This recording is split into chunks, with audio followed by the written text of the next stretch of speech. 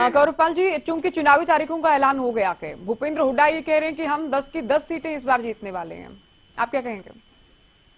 नहीं, बिल्कुल 10 की 10 सीटें जीतेंगे। पिछली बार भी हमने 10 की 10 सीटें जीती थी और इस बार भी हम 10 की 10 सीटें जीतेंगे। और अब की बार तो जो माहौल है ना जी, वो पहले से भी ज्यादा बढ़िया है। अच्छा। क्योंकि जो काम 370 खत्म करने वाला, राम मंदिर बनाने वाला, जो सारे काम किए हैं, तो उससे जनता में और ज्यादा उत्साह है और समर्थन भारतीय जनता पार्टी के पक्ष में। लेकिन अभी अभी जो राजनीतिक उलटफेर हुआ है, जेजेपी को आप लोगों ने बाहर कर दिया गठबंधन से, सीएम साहब भी बदले गए हैं, उसका क्या संदेश आप देख रहे हैं? उसका फायदा या नुकसान क्या होगा? नहीं, देखिए, उसका कोई नुकसान नहीं होगा। लोगों में एक मैसेज गया कि भारतीय जनता पार्टी कार्यकर्ताओं की पार्टी है और इसका नेतृत्व जो है वो कोई भी फैसला ले सकता है और किसी भी कार्यकर्ता को जिम्मेदारी दे सकता है।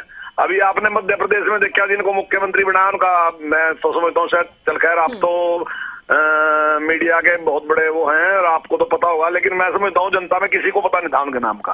और जो अपना राजस्थान में बने उनका भी किसी को अनुमान नहीं था कि भाई ये मुख्यमंत्री बन सकते हैं।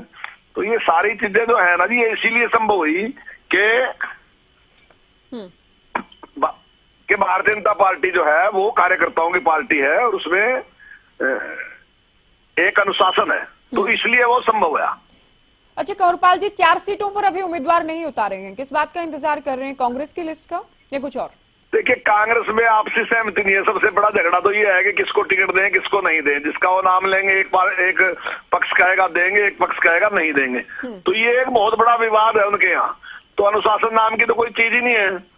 तो मैं समझता हूँ काफी मुश्किल है। अब हालांकि उनका एक गठबंधन है, तो मैं तो नहीं समझता गठबंधन भी कोई चलने वाला है, क्योंकि जहाँ पार्टी में एकता नहीं है तो गठबंधन में कहां से रहेगी। कुरुक्षेत्र को लेकर बात कर लेंगे, क्योंकि अकेली सीट है जहां 2 उम्मीदवार अभी तक आ चुके हैं मैदान में। सुशील गुप्ता और अभय चौटाला भी चुनाव लड़ रहे हैं। आप लोग कब तक तस्वीर साफ करने वाले हैं कुरुक्षेत्र को लेकर? देखिए, तो हाईकमान ही फाइनल करेगा। 6 सीटें हमने डिक्लेयर कर दी। इन 4 पे भी मैं समझता हूँ कि जल्दी निर्णय हो जाएगा।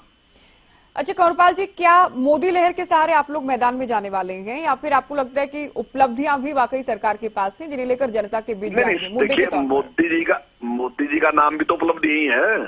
अच्छा। क्योंकि जो सेंटर गवर्नमेंट की उपलब्धियां हैं वो भी हैं और जो हरियाणा सरकार की उपलब्धियां हैं वो भी अपने आप में बेमिसाल हैं।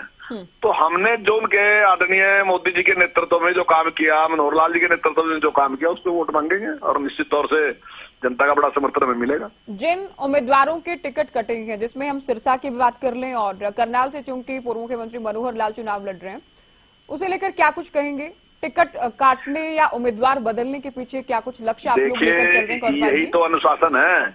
अभी आपको देखेंगे आप के चाहे कोई सा उम्मीदवार है जिसके टिकट कटे, वो भी जिसको टिकट मिला उसके पक्ष में आपको चुनाव का प्रचार करता मिलेगा।